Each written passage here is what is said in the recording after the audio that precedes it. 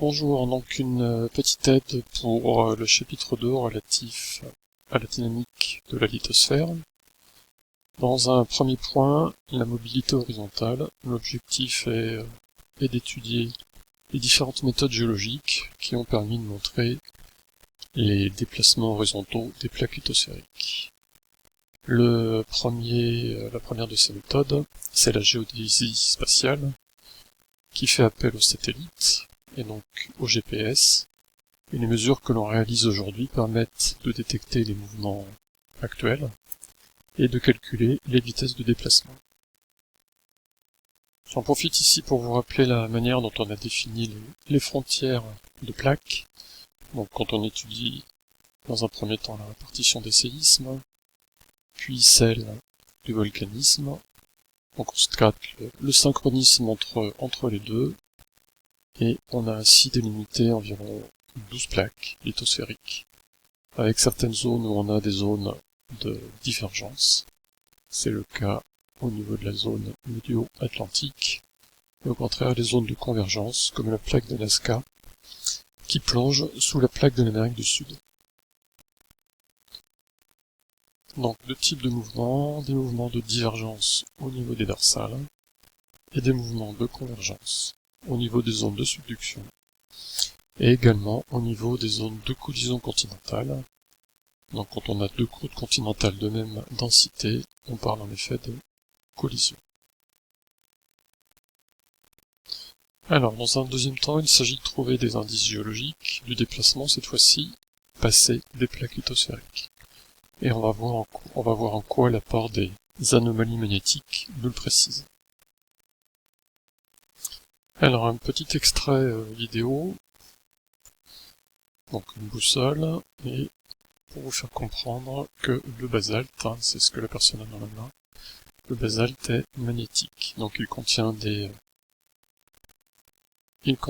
éléments riches en fer qui vont faire déplacer la boussole. Un deuxième extrait vidéo avec ici un aimant, un clou que l'on chauffe. Alors je vais accélérer la vidéo pour que vous constatiez qu'au bout d'un moment,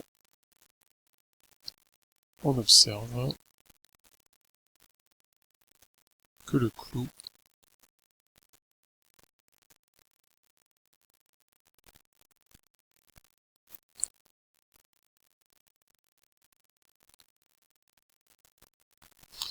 se détache. On montre donc simplement que, au-delà d'une certaine température, l'aimantation est perdue pour le clou. Donc dans la chambre magmatique, en fait, le magma riche en fer n'est pas aimanté. Arrivé à la surface, et en refroidissant, c'est à ce moment-là que le basalte va acquérir son champ magnétique, et il prend le champ magnétique terrestre de l'époque du refroidissement.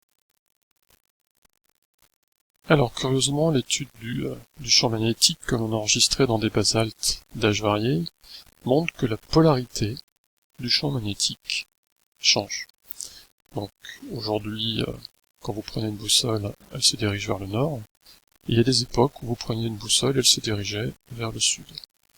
Donc on a ainsi établi un calendrier des inversions magnétiques. Donc le premier à avoir parlé d'inversion magnétique, c'est un Auvergnat, du nom de Bernard Bruns. Donc à l'époque on ne l'a pas cru, et c'est le japonais Matuyama qui a mis en place ce calendrier des inversions.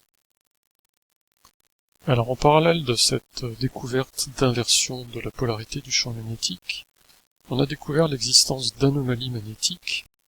Donc ça, c'est une découverte de la fin des années 50, avec quelque chose qui ressemble à une peau de zèbre, c'est de la manière dont ça a été décrit à l'époque, qui sont disposées de manière parallèle par rapport à l'axe de la dorsale, avec des zones où on a des anomalies positives, c'est-à-dire qu'on enregistre une valeur qui est plus grande que prévu, et des anomalies négatives, où on enregistre des valeurs plus faibles que prévu. Vous avez donc sur cette diapo trois données. La dorsale avec l'axe de la dorsale, qui voit le refroidissement du magma et la formation du basalte, je vous rappelle qui est en expansion. les anomalies magnétiques mesurées, soit positives, soit négatives, et le calendrier des inversions magnétiques établi par Matsuyama. On constate en fait que les anomalies magnétiques sont absolument corrélées au calendrier des inversions magnétiques. Quand on est dans un champ actuel, donc en noir, en fait quand vous prenez une boussole aujourd'hui, elle se dirige vers le nord, et dans ces cas-là on enregistre une anomalie positive. Et si on a une époque où quand vous prenez une boussole, elle se dirigeait vers le sud, on a aujourd'hui une anomalie négative. Donc si je résume, prenons un champ magnétique terrestre avec aujourd'hui une boussole qui se dirige vers le nord, et dans ces cas-là, lorsque le magma va se refroidir et donner les basaltes, on va enregistrer cette anomalie positive. Si on est dans une période où l'anomalie magnétique, où le champ magnétique, montre est inversé, une boussole va montrer le sud, on va enregistrer une anomalie magnétique négative. Et donc vous comprenez que si on regarde de dessus, on va trouver cette symétrie par rapport à l'axe de la dorsale, et cette peau de zèbre qui a été décrite à la fin des années 50. Donc que faut-il retenir du petit a à l'apport des anomalies magnétiques? Tout simplement que c'est une preuve que l'expansion des fonds océaniques est une réalité. On a bien un âge du plancher océanique qui croît en s'éloignant de la dorsale. Deuxième critère qui permet de le prouver, l'apport des points chauds. Alors on considère qu'un point chaud c'est une zone fixe du manteau profond et qu'il est à l'origine. Et qu'il est à l'origine en arrivant en surface d'un volcan. Le déplacement de la plaque va être à l'origine d'un alignement de volcan. J'accélère un petit peu. Donc l'exemple classique c'est celui des îles Hawaï. Donc Hawaï est le seul volcan actif actuel.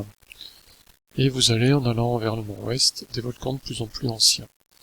Donc en fait, le point chaud se trouve aujourd'hui à l'aplomb d'Hawaï. Comme il est fixe, si on a cet alignement de volcans, c'est évidemment la plaque qui s'est déplacée.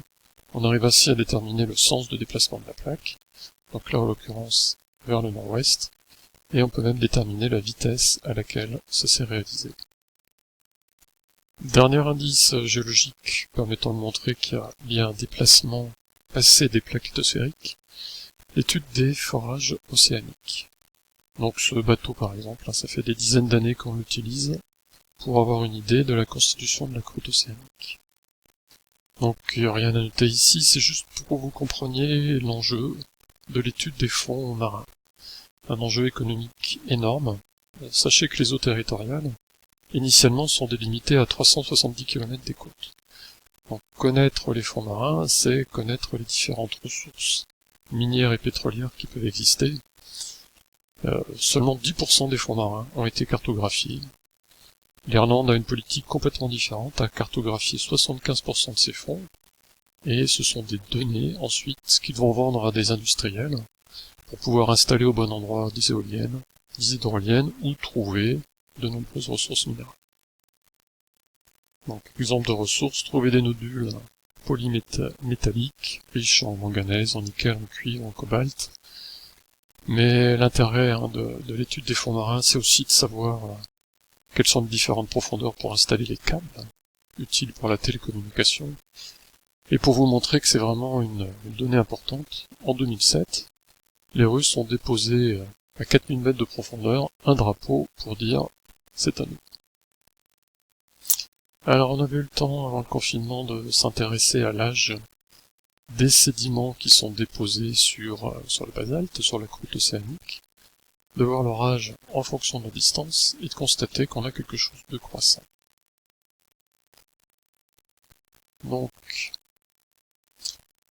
la dorsale est juste ici, plus je m'éloigne de la dorsale, et plus on a des sédiments âgés. Et également de plus en plus épais. Donc ce troisième argument nous confirme l'expansion de la dorsale et la formation de la croûte océanique.